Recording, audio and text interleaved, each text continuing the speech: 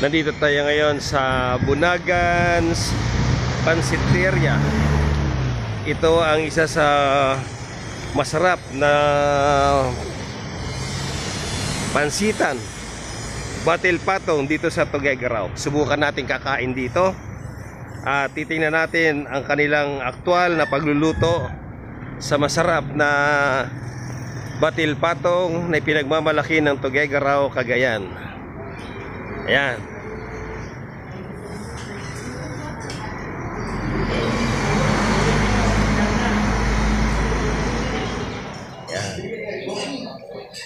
Ang kagandahan dito, makikita mo yung kanilang proseso ng pagluluto. Ayan, ito si ma'am. Ma'am, anong sikreto nyo sa inyong pansiteria? Bakit napakaraming tao ang palaging pumupunta rito? Minsan isang jeep, minsan mga sasakyan nakapila.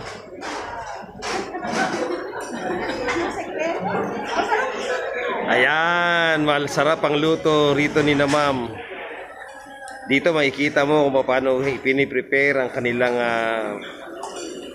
pansit.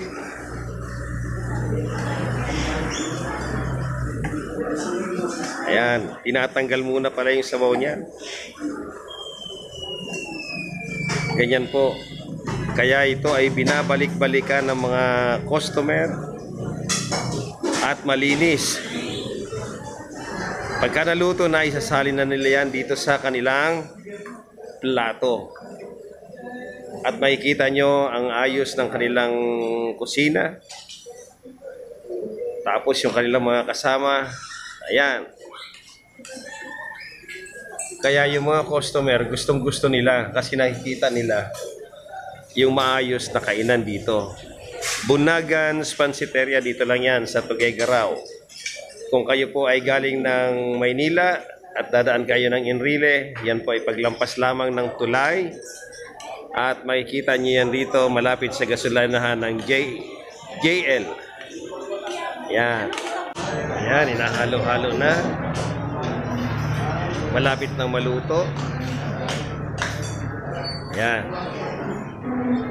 Ganyan po ang kanilang pag-atado rito. Pansit muna. Hello po, magandang umaga sir. Kaway-kaway naman dyan. Yan, Bunagan's Pansiteria.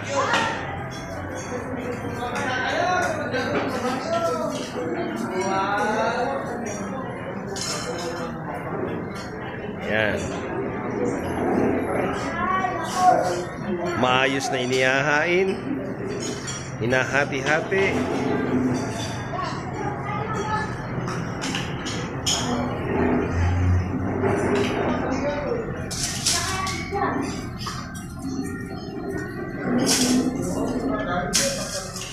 Pagkatapos nilang ilagay yung pansit, ilalagay naman nila ngayon yung toppings.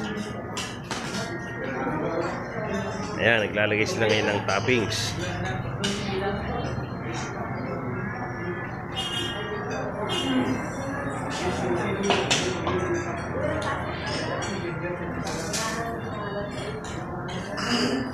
Ang sikreto pala rito, sabi ni ma'am, kung bakit maraming customer lagi at binabalik-balikan, yung masarap na luto, malinis at maayos na paghahanda.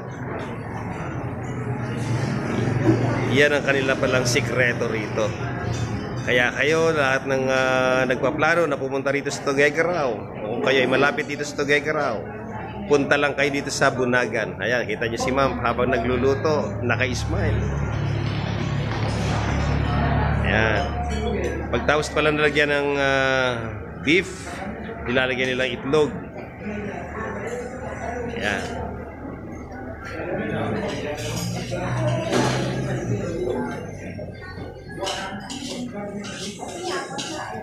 Ayos na yan. Katapos naman na matado, nagluluto naman sila ngayon ng sabaw. Ito naman ang proseso ng kanilang pagluluto ng sabaw. Yan. Saglit rin lang hintayin.